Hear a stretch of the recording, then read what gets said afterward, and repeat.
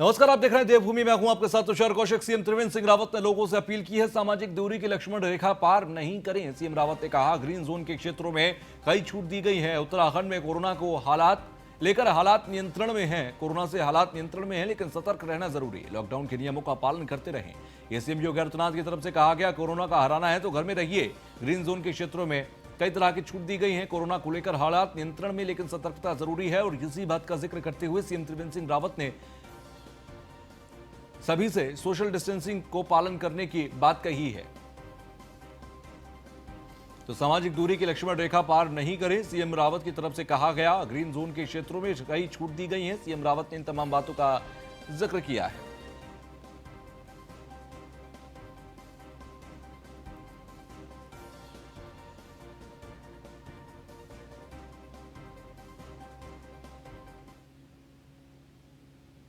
काफ़ी रियायत दी गई है। जैसे इंडस्ट्री को खोलने के लिए परमिशन किया है, जो निर्माण कार्य हैं उनको खोला गया है, जो हमारे कृषि से जुड़े हुए जो दुकानें हैं उनको खोलने के लिए परमिशन किया है, जो मोटर मैकेनिक हैं उनको ओपन किया गया है। इसी तरह से अनेक ऐसे जो काम हैं जो प्रारंभ हो गए हैं। एक तरह से अब आर्थिक गतिविधियाँ थोड़ा बहुत ये प्रारंभ कर दी गई। अभी हमको बात करने से पूरे प्रदेश के हमारे क्या हालात हैं? देखिए, राज्य में अभी हम ये कह सकते हैं कि स्थिति पूरी तरह नियंत्रण में है। कुछ जमातियों के द्वारा जरूर दिक्कतें आई हैं। कुछ लोग बाहर से आए और वो संक्रमित पाए गए, लेकिन हमारी जो स्वास्थ्यकर्मी हैं, हमारे जो पुलिस के लोग हैं, निश्चित रूप से उनकी भूमिका बहुत ही सराहनीय है, बहुत ही प्रशंसनीय है। जिस तरह से लोग फ्रंट लाइन में रह कर के काम कर रहे हैं। आज समाज ये मानने लगा है कि सरकार किस ढंग से काम करती है और किस ढंग से कर सकती है। हमारे जो स्वास्थ्य विभाग के लोग हैं, हमारे जो पुलिस के लोग हैं, अनेक सामाजिक संगठन हैं, आज उनका आत्मविश्वास ये बढ़ा है। सर, उत्तराखंड की जनता से कोई अपील आप करना चाहेंगे जिस तरह से जनता ने सहमत किया? देखिए, प्रदेशवासियों से यही कहना चाहूँगा कि आपने जिस तरह से पिछले 22 मार्च से आप लोग सहयोग कर रहे हैं, ये सहयोग आपका आगे भी बना रहे। इसके लिए मुझसे बिल्कुल विनम्र भाव से प्रार्थना करता हूँ, क्योंकि जो ये कोरोना वायरस है, ये इसका कोई रूप नहीं है। ये किस रूप में सामने आ जाए, किस रूप में अटैक कर ले, कुछ नहीं कहा जा सकता है। और उसके लिए सामाजिक दूरी से बढ़िया कोई समाधान नहीं है, कोई समाधान नहीं है। वैज्ञानिक आज यही सजेस्ट कर रहे हैं, यही सुझा रहे हैं, यही समझा रहे हैं कि आप सामाजिक दूरी बनाकर रखिए, कोरोना आपके पास नहीं आएगा। ये जो लक्ष्मण रेखा है सामाजिक दूरी की, वही इसका समाधान है, उसको बनाए रखें। तो ग्रीन जोन के क्षेत्रों में कई छूट दी गई हैं। सीएम रावत की तरफ से ये तमाम बातों का जिक्र हुआ और उन्होंने कहा कि लक्ष्मण रेखा को पार नहीं करना है, सोशल डिस्टेंसिंग का पूरी तरह से पालन करना है, लॉकडाउन के नियमों को कड़ाई से अपने जीवन में लेकर आना है, रूटीन में लेकर आना है। तो इन तमाम बातों का जिक्र सीएम त्रिवेंद्र सिंह रावत की तरफ से किया गया। लॉकडाउन के नियमों का पालन करते रहे, इस बात को भी कहा गया।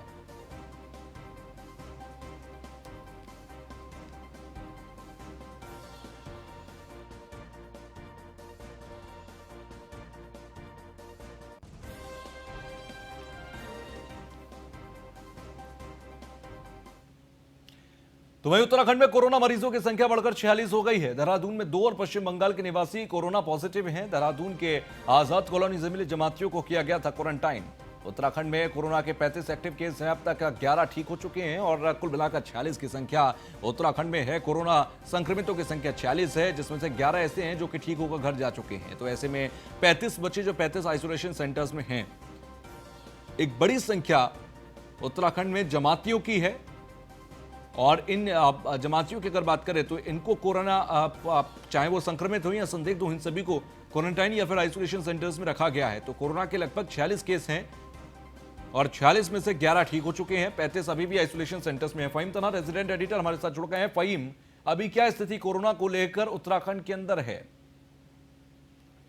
देखिए, संवेदनशीलता तो अभी पूरी बनी हुई है तुषार, क्योंकि 2 और पॉजिटिव केसेस आ जाए हैं। ये पश्चिम बंगाल के रहने वाले हैं और यहाँ पर ही जमात में आए हुए थे, जो बताया गया है। और ये पिछले दिनों जब जमातियों को क्वारंटीन करने का सिलसिला शुरू हुआ था, कुछ अपने आप से सामने आए थे, कुछ जमातें दूसरे जो पुलिस की सूचना के अनुसार उनको फिर सामने लाया गया था, कुछ पर कार्रवाई थी। उसी सिलसिले में तमाम जो जमाती क्वारंटीन किए गए थे अलग अलग सेंटर में, उसी सेंटर में से एक ही अरावली सेंटर में से ये 2 जमाती भी हैं जिनकी आज रिपोर्ट आई। परसों इनका टेस्ट के लिए भेजा था सैंपल, और आज इनकी पॉजिटिव रिपोर्ट आई है।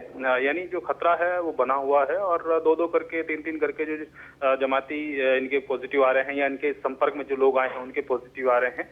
तो उस तरीके से आंकड़ा बढ़ रहा है लगातार, और अभी कुछ कहने की स्थिति में नहीं है। हालांकि मुख्यमंत्री त्रिवेंद्र सिंह रावत ने आज इन आंकड़ों को लेकर स्थिति को लेकर के इतना जरूर कहा है तुलनात्मक रूप से कि ये स्थिति नियंत्रण में है, क्योंकि दूसरे राज्यों को हम देखते हैं तो जिस तरीके से ग्राफ बढ़ रहा है उतना तादाद उत्तराखंड में नहीं है। तो एक संतुष्टि जाहिर तो की है नियंत्रण को लेकर के कि नियंत्रण में है हालात, लेकिन अभी बहुत ज्यादा संतुष्टिपूर्ण या बहुत ज्यादा आसान नहीं कह सकते हैं, राहत नहीं कह सकते हैं। लगातार हमने देखा कि कल भी 2 पॉजिटिव केसेस आए। देर शाम की जो पहले रिपोर्ट आई थी उसमें नेगेटिव है, लेकिन 2 घंटे बाद ही दूसरी और 2 पॉजिटिव केसेस की रिपोर्ट आई। तो लिहाजा बहुत सुकून नहीं कह सकते हैं। हाँ, दूसरे राज्यों के मुकाबले जरूर थोड़ा सा राहत है, लेकिन लगातार केसेस सामने आ रहे हैं तुषार।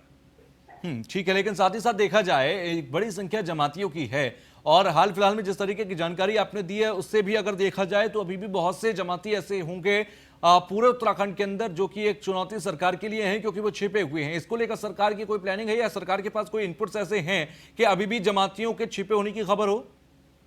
देखिए, किस तरीके से छिपे होने की संभावनाएं बहुत कम है, क्योंकि डीजी कानून व्यवस्था ने भी इस बात को परसों स्पष्ट कर दिया था कि अब इक्का दुक्का कहीं बहुत कम संख्या में अगर कोई है तो उसके लिए फिर भी अभियान है। लेकिन ज्यादातर जमाती खुद सामने आ चुके हैं या पुलिस खोज चुकी है और दूसरों के जरिए भी वो सामने आ चुके हैं। कुछ पर कार्रवाई भी इसलिए 307 का धारा का मुकदमा भी हुआ है। इसीलिए अब ज्यादा छुपे होने की संभावनाएं कम है। लेकिन जो क्वारंटीन किए गए हैं उन क्वारंटीन में ही ये टेस्ट जो है वो पॉजिटिव आ रहे हैं, तो वो सब सरकार की नजर में है। सारे सेंटर्स में जो क्वारंटीन किए गए हैं बड़ी तादाद है उनकी भी, और उसी में से पॉजिटिव आ रहे हैं। तो लिहाजा पॉजिटिव आना ही अपने आप में एक बड़ी बात है। लेकिन कुछ अगर फिर भी इस बात से इनकार नहीं किया जा सकता है कि अगर अभी भी कुछ ऐसे जमाती हो कि वो सामने नहीं आए हो डर के कारण या जानबूझकर, तो उनके लिए खोज चल रही है। पुलिस प्रशासन अपना काम कर रहा है। अभी तक पिछले 2-3 दिन से कोई इस तरह का केस सामने नहीं आया कि जिस पर छुपा हुआ हो और वो सामने आया, उस पर कार्रवाई हुई हो। लेकिन फिर भी पुलिस मुस्तैद है और तलाश कर रही है। अगर कोई केस सामने आएगा तो उसके खिलाफ भी कार्रवाई होगी। जी तुषार। ठीक है, चलिए, बहुत बहुत शुक्रिया हमसे जुड़ने के लिए और बातचीत करने के लिए।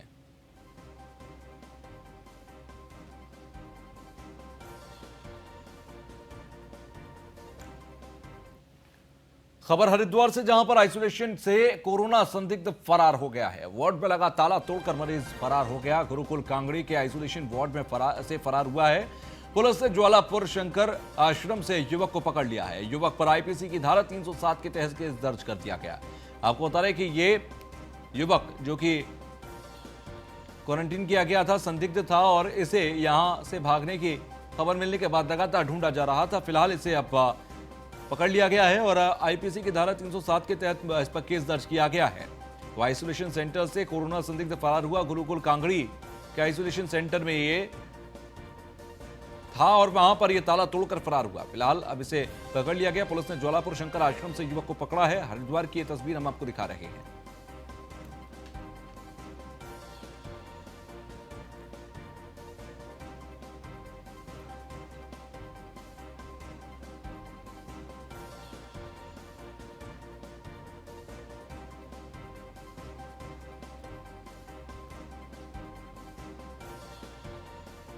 तो गुरुकुल कांगड़ी के आइसोलेशन सेंटर में इसे रखा गया था और वहां से फरार हुआ। ताला तोड़कर ये फरार हो गया। इसके बाद लगातार इसकी धरपकड़ की कोशिशें की जा रही थी और इसके बाद जैसे ही जानकारी मिली तुरंत ही इसे हिरासत में लिया गया और वापस इसे क्वारंटीन सेंटर ले जाया गया।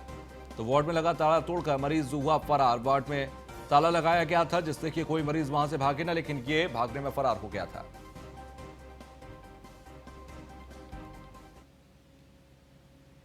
तो एक तरफ जहां कोरोना संक्रमण से पूरा विश्व जंग लड़ रहा है, तो वहीं प्रदेश के कई गांव ऐसे हैं जहां पर स्वास्थ्य सेवाएं लॉकडाउन की वजह से चरमरा गई हैं, जिसकी वजह से ग्रामीणों को स्वास्थ्य लाभ के लिए परेशानियों का सामना करना पड़ रहा था, जिसको देखते हुए द्वारीखाल ब्लॉक की युवा लड़कों ने ग्रामीणों को स्वास्थ्य लाभ पहुंचाने के लिए यह जिम्मा अपने कंधों में लिया था। द्वारीखाल ब्लॉक के तिमली गांव में वीडियो कॉन्फ्रेंसिंग के द्वारा ग्रामीणों को स्वास्थ्य लाभ की जानकारी दी जा रही है। ये युवा हिमालयन अस्पताल के साथ मिलकर पहाड़ के दूर दराज इलाकों में रह रहे ग्रामीणों के लिए अस्पताल की ओर से वीडियो कॉन्फ्रेंसिंग द्वारा परामर्श दिलवा रहे हैं।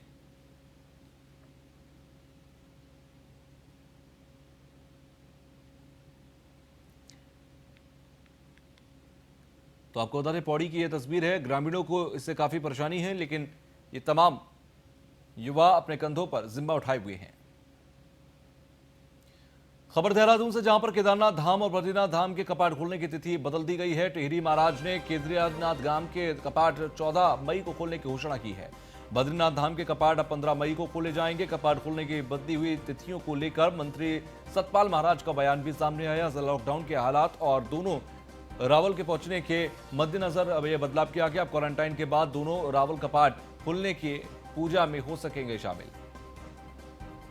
तो तब सतपाल महाराज की तरफ से बयान भी जारी कर दिया गया है। और आपको बता दें कि बद्रीनाथ और केदारनाथ के कपाट खोलने की जो तारीख थी वो बदल दी गई है।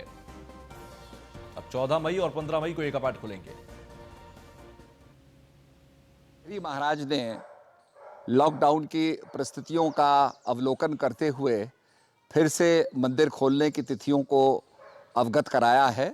उन्होंने कहा कि 15 मई को 4:30 बजे प्रातः बद्रीनाथ मंदिर के पट खुलेंगे, 14 मई को केदारनाथ के पट खुलेंगे और 5 मई को गाड़ू घड़े की जो परंपरा है उसका निर्वहन किया जाएगा।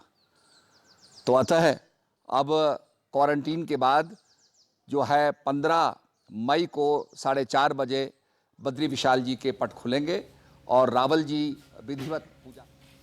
तो सीएम योगी आदित्यनाथ के पिता के निधन से शोक है और एम्स में इलाज के दौरान आनंद सिंह बिष्ट का निधन हुआ। दर्जाधारी राज्य मंत्री वीरेंद्र बिष्ट ने भी निधन पर अपना दुख जताया है।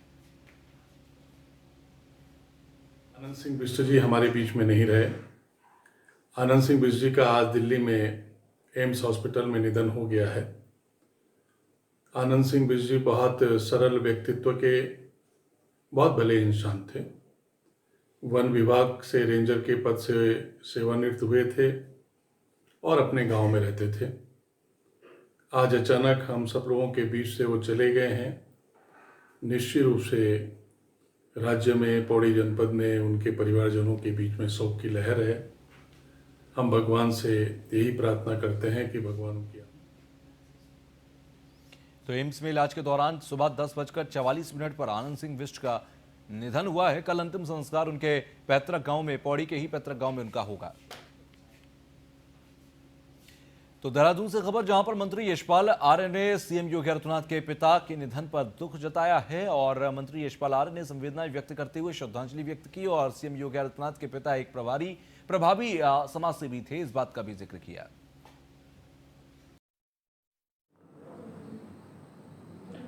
सर, योगी आदित्यनाथ जी के पिताजी का देहांत हुआ है, किस तरह से देखते हैं? हानि है, काफ़ी बुजुर्ग हो गए थे। देखिए, बहुत ही दुखद समाचार है। ईश्वर उनकी आत्मा को शांति दे और निश्चित रूप से उन्होंने स्वर्गीय आनंद सिंह बिष्ट जी का स्वर्गवास हुआ है। उन्होंने एक ऐसे सपूत को जन्म दिया है जो देश की उत्तर प्रदेश की सेवा कर रहे हैं, ईमानदारी के साथ अपने कर्तव्य का निर्वहन कर रहे हैं। और मैं इस अवसर पर शोक संतप्त परिवार को अपनी ओर से संवेदना व्यक्त करता हूं और को श्रद्धांजलि अर्पित करना चाहता हूं।